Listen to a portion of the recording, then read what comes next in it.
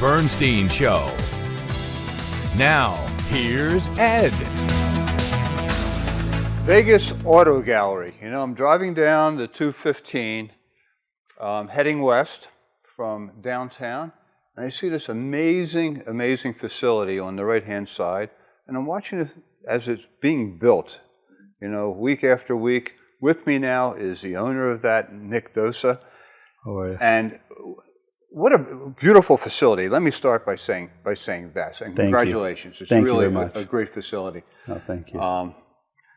And of course, you sell the creme de la creme of vehicles there. Correct, we do. Try. What is it about Las Vegas that makes it such a ripe market to sell these luxury, you know, cars that you do sell? You know, they call it a big small town, and there was no real market here, you know, and so this is a place now that everybody's kind of coming to and migrating to, and there's the locals, and they support locals, and we support locals. So bringing them something that they wanted and needed for so long and giving them variety and selection, that was kind of the idea behind it. And look, I was kind of looked in the showroom on the way over. I mean, it's one masterpiece after another, Porsches, Ferraris, Lamborghinis, Lotus, Bentleys. I mean, it's just it's almost a museum. Yeah. You know, what is it about? Is this bigger in America, this business, than it is in Europe? Yes, I feel it is, because the population here is more. We live in a different age now where everything's online and people want to Instagram, and they look at these Instagram lifestyles and stuff like that, and they all want to feel that, you know, having a nice car is some sort of an edification, an entryway to talking to people, certain people, making introductions and breaking that door down. So a lot of people buy them for those reasons. So I think America, they just love their fancy cars too. I mean, who doesn't? We all do, especially as we're hit a certain age, especially guys. Look, yeah, you know, sure, yeah. So is it a market dominated by men? No, not anymore. Not anymore. Not anymore. Not anymore.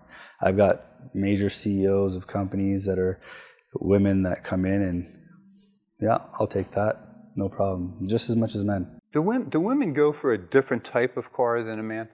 They used to. I feel like now it's like, hey, my husband has a Ferrari. What do you have better than that Ferrari?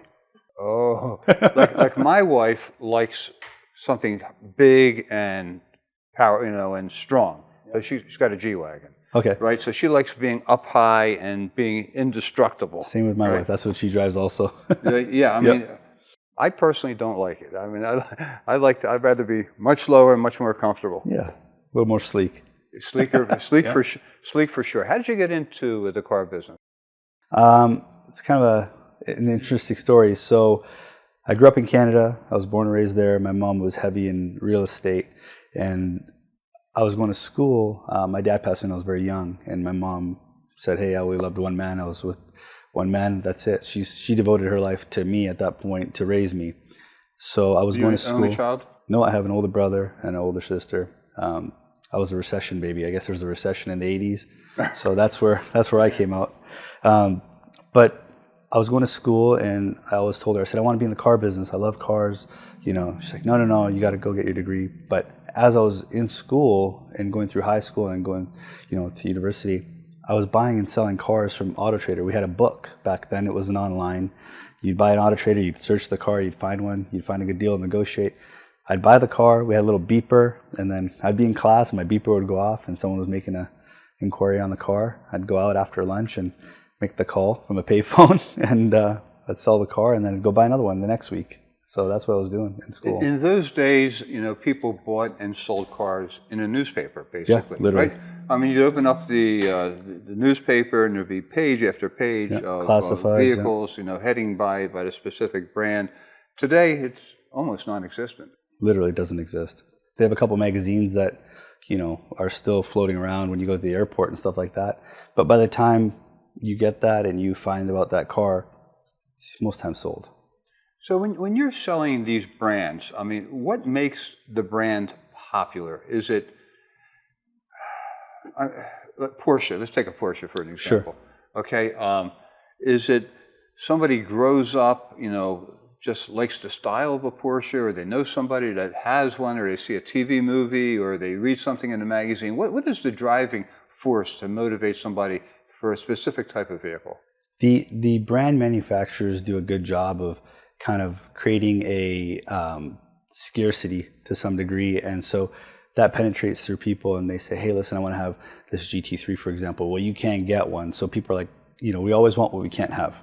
And so that's kind of the drive behind some of the unique vehicles. But otherwise, regular Porsches and stuff like that, they'll do a little bit of advertising, but people want to just have something more luxurious now. And now these brands have come out with 4-doors and SUVs, and it's not just a race car anymore. So, if you like Porsches and you want a 4-door, they have that option. So people are open to new ideas.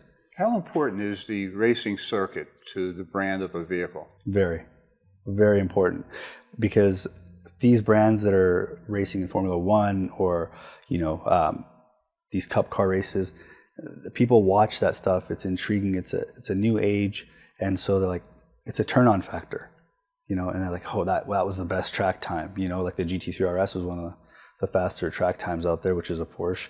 People want it because it's street legal and you can take it straight to the track.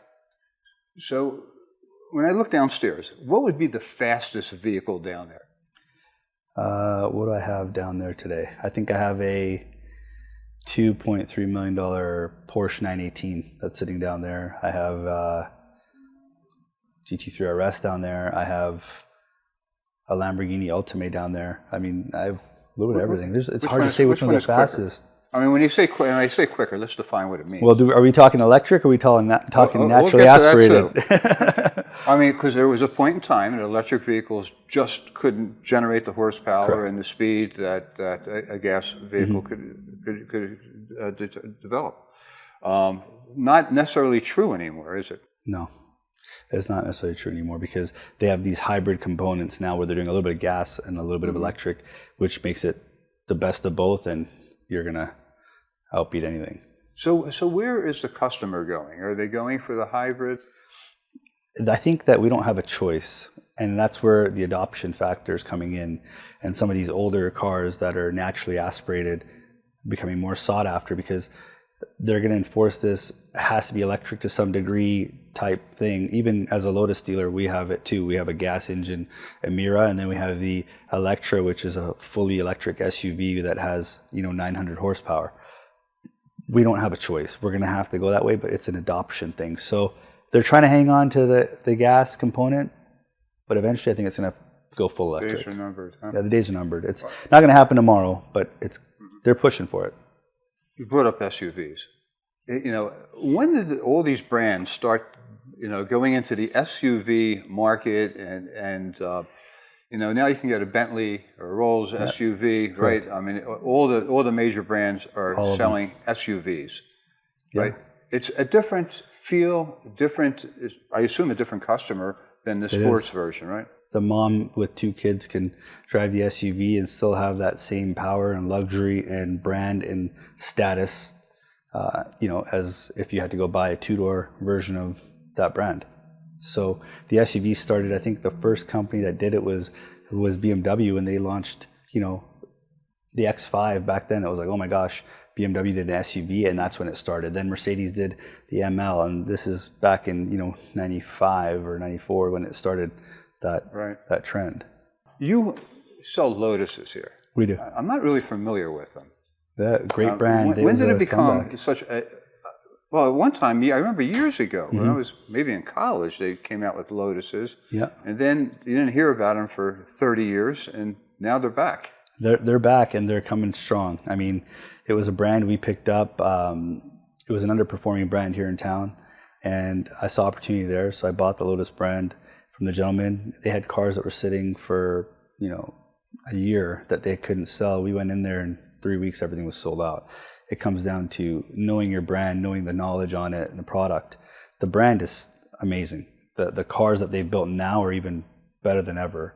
And the SUV, I just did a demo test drive on one.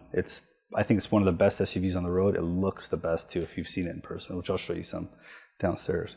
And the 2-seater Lotus Emira, that's equivalent to what kind of vehicle? Porsche? Yeah, it'll go head to head with a Porsche. And what is the price range of that car? 110 grand. Yeah. Porsche is comparable? Yeah, for you'd have to spend, for an entry-level Porsche, you're spending about 109 to 115, so it's right there with a 911. Not a very optioned Porsche at that point, but the Lotus at 110, you're getting a fully optioned car that's got all the bells and whistles that a Porsche would have, and you got a manual option, and then you have the automatic option as well. Okay, let's continue with the story. So, Yeah. Okay, you're in Canada, buying and selling cars. Sooner or later, you get down to Las Vegas. My mom got ill. My brother lived out here. She came to visit him, and I get a phone call and says, "Hey, mom's not doing that great. You got to come out here." So I literally left the office that day, and this was when I was done school, and I'd opened a little dealership, and I left the office, and I went back and grabbed my bags, came here, and I was supposed to be here for 3 days, and I was here for 6 months. Ended up transitioning and moving down here. But you weren't buying or selling cars down here, or you were? No, I wasn't. I came here. I didn't want to get back in the car business. I had to let it all go to come out here to be closer to family. Right. So then when I got here, I just started from scratch. I went to go trade a car in at a local dealer that I had, and they just were trying to take my head off. And I was like, wow. So I started doing some research. And I look online, and I'm looking around. I'm like, man, these people are priced like $20,000 more than 100 miles away. What's going on here? There's no selection. Lack of competition, or? The companies that were in town already had the market monopolized. Yeah, I can remember there was, in the 70s and 80s, we had less dealerships here, and there was just a lot of customers. A lot of vegans would go to California, Southern California, to buy, or Utah, to buy vehicles, right? Exactly. So then they had nowhere to go when they were here, and there was very few places. And when you'd go in, they had 3 options or 4 options. Say, choose this or don't get it. Okay, so all right, obviously you saw an opportunity here. 100%. Right, so how did you start? So I went and I took one car again from scratch, and I said, okay, I'm going to find a car that'll work. Let me just test the market. So I went and bought a cheaper Bentley. It was one of the first ones, and I bought that here and brought it into town, put it online, and it sold in a week. And they said, wow, you're, again, 10 grand less than the cheapest one here. It's like, yeah, well, okay. That's how it started, one car at a time. Then I opened a small little 4,000 square foot warehouse. From there, I went to an 11,000 square foot warehouse. Now we have 50,000 square feet near the strip and another 50,000 square feet here. When I walk around the showroom, they're all so beautiful, but they all look, relatively new. Yes. Do you deal also with the vintage vehicles, the old Mustangs, the old Corvettes, those vehicles? We do to some degree. It's not our specialty, but we are a vintage Bronco dealer. Vintage Bronco is a company that takes a brand new Bronco and then they go make it look like the old school Bronco. They take all the panels off and make it look like an old school car, but it's all the new technology. So we do get the odd trade-in that's like that. We can get whatever you want. I don't carry a big selection of them. I carry some. Because my experience is, you grow up, as a teenager. Correct. And you fall in love with a certain car and you can't afford it. Of course. Right? Then later on in life, maybe, you earn enough money where you can finally buy that vehicle. Yeah. My experience with that is, what looked good when you were younger doesn't drive that well when you're older, right? I always had this thing for like a '67 Corvette, and then I finally, became middle-aged and got in one and drove one. It was, it was a ride. It was just horrible. Yeah. And then you look at the price of the car, and you look at what's available downstairs. Yeah, and it becomes an easy decision what vehicle you're going to buy. Yeah, you quickly forget. You're like, I don't want that anymore. Yeah, I have an addiction to Porsches. That's my thing. So I grew up with these Porsches on my wall. I said, okay, one day, I want to make it, and I'm going to buy that Porsche. One of them was a 91 964 turbo, and the other one was a 96 993 turbo. So I got them both already. But I like those vintage cars. But otherwise, I'd go with newer stuff. What was the first car you drove? Not the first car you owned, the first car you drove. First car I drove. Driving age is what, 16, I assume, in Canada? Yeah, so my dad took me driving one night. I was 12, and I drove, do you remember those Astro vans, the big square Astro van. He had one of those Astro vans. Yeah. And so I sat in that, and the seat went all the way up, and he sat beside me, and he taught me how to drive on a You couldn't see over Astro. you couldn't see Couldn't over see the the thing. At dashboard. 12 years old, I learned how to drive from him. Yeah. Was that a manual shifting vehicle? No, it was automatic. Automatic, yeah. So at some time, because a lot of your cars now are what? Both? Or Tiptronic, but they still, like I said, some of the Lotuses and stuff like that are still manual. Some of the Porsches are still manual. It's a dying thing. People like the automatic stuff, but then again, there's some guys that are soughting after, the manual stuff. So I had to learn at some point. I learned when I was 16 how to drive manual. Right, and today you drive, I assume, automatics? Automatics, yeah, whatever. My Porsches are manual, but on a daily, automatic. Yeah. What do you keep in your garage other than that? The old school Porsches. Yeah, the old school Porsches, but that's it. I have a full garage downstairs, so if I feel like the urge, I'll tap in sometimes and drive something different. Okay, so when you first came here, you were a little bit upset about the way business is being done. It wasn't competitive enough. The prices weren't good enough. Correct. So how did you go about creating a culture here at Vegas Auto Gallery that's different? There was no culture in Vegas when it came to this market. There was a few people that had a couple Highline cars, and there was nowhere to go. The local dealers didn't care because, again, they were monopolizing the whole situation. So it was like, deal with us or don't have the car. So I went out of my way to create like events and create meetings and create the cars and coffees and try to curate like-minded people and bring them all together. And so from that, the steam started to roll and created a little niche that didn't exist with mid to highline exotics. I assume that most of your customers are repeat customers. They are a lot now. I mean, there are probably people who are very successful that have the money to spend on these type of vehicles. So they buy and sell them. Yep. Right. Hold them for a year or so, and time for the new one. Right. They get bored, or they'll buy something at sticker, and then they'll say, "Hey, I want over sticker for it." And if you still can't get it, I'll buy it off of them and bring it in. So, therefore, you need to treat your customer a little bit differently. We do. Our customer service is Four Seasons mentality. It's go over the top, be extra, whatever they need. If they want a dinner reservation, you hear them talking. We have pickup queues. My team's trained that, hey, listen, if someone's talking like, hey, honey, let's go get dinner after this, we'll set up a nice reservation for them and we'll take care of it. We don't even ask. We just do it. You have to have that mentality. That's where customer service is. You can live and die. They can buy a car anywhere else, but when they come here, we'll answer the phone after the sale. That's the difference. And then just as important, if not more important to a lot of us, is the service afterward. 100%. Right? And you have a service department here as well. Full service department. We actually have 2 service departments. We have two service departments. We have a detail department, and we have a concierge service that I provide to people after the fact if they need something. So your mechanics, I assume, have to be trained on a multitude of vehicles. How does that work? I just went and took the best mechanics from every dealer around and hired them all. So, but I took a couple of the best Porsche guys. I took the best Ferrari guys. I took the best Bentley guys, Rolls guys, Lambo guys. I took them and put them in one spot. And so I built a dream team for service. I can confidently say that we're probably the best service department in town. And how does like Lotus, you're an authorized dealer for them, right? We're an authorized dealer for them. So all the warranty work is all done here. Done here. And what about the other vehicles? If there's So we have Zinger as well, which is a hypercar.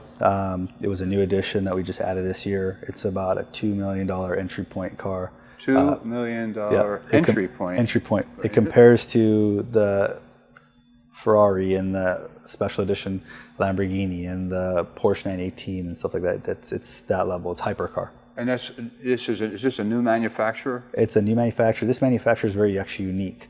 So a lot of these 3D printing kind of things, right? So this manufacturer is the leader in 3D printing. So they 3D print the chassis of this car, and it looks like they compare it to a human cadaver. So it's like the body, the bones, we have little rivets in our body. If you look at the chassis on this car, that's exactly how it looks, because they put the information in the system and say, we need to be this pressure tested to withstand this pressure, this G-force, this speed, and AI does it mixes it up, and it prints out this frame. And so each one is a little different, and that's how it comes out. And so they build these cars, and now Ferrari takes their parts. They build parts for Ferrari. They build parts for Lamborghini. They build parts for Audi. They build parts for Bentley. They build parts for the U.S. government, for the bombers and all these fighter jets and all that stuff. That's all their 3D printing. So this brand said, hey, okay, we're going to make our own car. And so I was able to get that brand. And where's it manufactured? California. Oh, it's an American company. American company. Do you see that being the future 100%. for all vehicles, that they're going to come out of 3D printers? I think to some degree the parts and the infrastructure probably will, the frames and certain parts, because it's just easier to fix. Before you'd have to go and replace it, and you're waiting for a part for 3 to 6 to 8 weeks. Sometimes they can print it in one day. So, look, I've been here for a long time, and rarely growing up here did I ever see a Lamborghini. It seemed like if somebody had a hot car, it was either a Porsche or a Ferrari, right? It seems like there's more Lamborghinis today than ever before. Is that your fault? That's my fault. We've dumped over 380 Lamborghinis into Las Vegas locally alone, just into Vegas. I know that for a fact. I was actually looking at our numbers for the year. I say we sell a lot of Lamborghinis. We definitely do more than the local dealer by far. And what's the difference between a Lamborghini customer and a Ferrari customer? The Lamborghini guy's a younger crowd, typically. Ferrari is a little older. Now, when you have a customer coming in here for the first time, most of them know exactly what kind of vehicle they want to look for? Or They do, but when you go to get a suit done, for example, if you get a custom suit, you're going to tell the tailor, I want it to look like this, but you dial it in the way you want. When they come to us, we're their person that advises them and says, hey, what are your needs, what are your wants, what are your likes, what are your dislikes? Okay, cool, I think this would be the best fit for you. And we guide them, because it's my job to put them into the vehicle and get them out of the vehicle when they're done with it. So I want to have a nice entry point for a car that I know that will fit that person, because if they don't like it and they want to get rid of it right away, I don't want them to lose money. So I don't want them to be in that position. So we help. So they don't necessarily always know. Right. Now, I've always thought that the market for these vehicles, like the smart thing to do, would find one that's at low mileage, a year or two old, because you can save tens of thousands of dollars. You can save tens of thousands, exactly right. Literally, and that's what we specialize in. Nice entry point, nice exit point. Buying used is the way to go, I think. You can buy new for sure, but if you want a nice tax write-off, buy new. You'll lose a little bit of money, and you take that hit. But otherwise, if you're wanting something bang for the buck, then you buy a little bit used. Someone drove it for 1,500 miles, didn't like it, they got rid of it. That happens all the time, and you're going to save yourself a few bucks. You were mentioning earlier that coming into this market, it was very competitive. Obviously, a lot of the existing dealers, I'm sure, didn't appreciate your coming into town, taking some of the business away. What was that experience like? It was difficult to break into the market. We did a good job of it. We tried to play nice with everybody. I tried to make friends with them. It didn't work. So we said, hey, you just got to do what you got to do. And I'm doing it for the people. I'm doing it for the locals. So we broke into the market. They said, if you build it, they will come. You can't sell off empty shelves. So we just load up on everything. And I carry the most amount of cars. I think we have over 250 cars in inventory at any given time. So they don't love it, but we give them options now to locals, and we give them good deals. There's no more monopoly here. We broke that. I broke that culture, and that's why they don't like us very much. But you can't. How long can you keep taking advantage? Because we live in a smaller town per se back then, and now you can't do it anymore. There's selection. You have variety, and you have a place you can go somewhere else. And now you have people from California and Utah coming to Vegas California, to buy Utah, the cars. We have California, we have Utah, we have Arizona. I mean, you name it. I sell cars to Florida. I sell cars to Orange County. I mean, literally Chicago, New Jersey, you name it. Out of the country? All over. Oh, yeah, we sold cars out of the country also. I just sold a Rolls Royce that went to Brazil. And in Europe, I mean, it doesn't make sense for somebody in Europe to come here and buy a Rolls, right? No, not necessarily. No, I mean, usually some people want to sell stuff that was exported over there years ago, right, and bring it back over here, but it doesn't make sense. Europe, it doesn't really make sense, but Dubai, yes, they buy cars from here and send them over there. Or sometimes cars will come from over there to here. Nick, I know that Vegas Auto Gallery is a sponsor of the Las Vegas Golden Knights. Yes. And I do know, because I watch all these Golden Knights shows, that they all drive sports cars. Yeah. Obviously, there's a connection between you and these athletes. Yes, there is. We're the official luxury car partner of the Golden Knights, and all the players deal with us, as well as Bill Foley, the owner, buys his cars from us as well. All the executives, we've done a ton of deals with them, and we look after them as well. Yeah. So is there a difference between the hockey player customer and the Raider player customer? Yes, there is a big difference. What would that be? The hockey player customer is a little bit more conservative. They like the more original kind of type of vehicle, Porsche, Lamborghini, McLaren, whatever, and the sports car style. The Raider player, it's usually you get me a big body Benz, big body Rolls, Bentley, stuff like that. And how much of an impact has the sports teams in Vegas been for your business? Huge, huge. It was a big difference because it brought life to the city, and so those guys had a place to come and play ball and buy, and they needed a space to find stuff that they like because they're used to those other cars in other cities, and we didn't have that selection. So now they're here, so they can come. And it made a big difference for us. They all shop with us. Yeah, I would think that as soon as they sign a contract, they're buying a house right away. Car, right? Yep, right away. We had a rookie in here from the Raiders just a couple weeks ago, and he's like, yeah, he just got his check, and I think his first check was $500,000. He came and bought a Porsche for $150,000. So you're having a grand opening party for this wonderful facility in December 7th? December 7th, we're going to be doing a big bang over here, and it'll be the list is actually going to go out. If anybody wants to reach out to us, we'll get you on that list. But we're going to be all our clients and new clients and prospects, and just a kind of appreciation party / grand opening, showing our newest facility. Hey, you need to come take a look at this facility. It's over here on the 215 as you're heading west into Summerlin, right between the Decatur and the Jones. Decatur and Jones, yeah. It's the largest indoor showroom in the state of Nevada and the second largest in the country. Well, so congratulations, Nick Dossa, and good luck, man. Thank you very much. Thanks for doing this. I appreciate it, giving us the opportunity.